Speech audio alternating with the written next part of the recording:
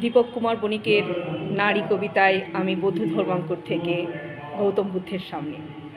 নারী তুমি মহীয়সী, কে বলে নারী তুমি অবলা? নারী তুমিই তো অসুর নাশিনী দুর্গা। নারী তুমি কখনো শ্যামা বা কালী রূপে সংহার করেছ সমাজের অত্যাচার আর অত্যাচারীদের। কখনো তুমি মাতঙ্গিনী হয়ে দেশের স্বাধীনতার জন্য লড়াইয়ের নেতৃত্ব দিয়েছ।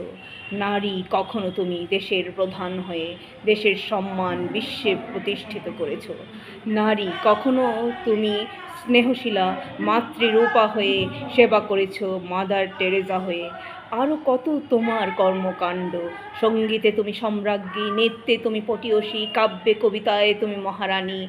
নারী তুমি মহীয়সী, নারী তুমি তো সকল প্রেরণার মধ্যমণি। ধন্যবাদ দীপক কুমার বণিককে এত সুন্দর কবিতা আমাদেরকে উপহার দেওয়ার জন্য।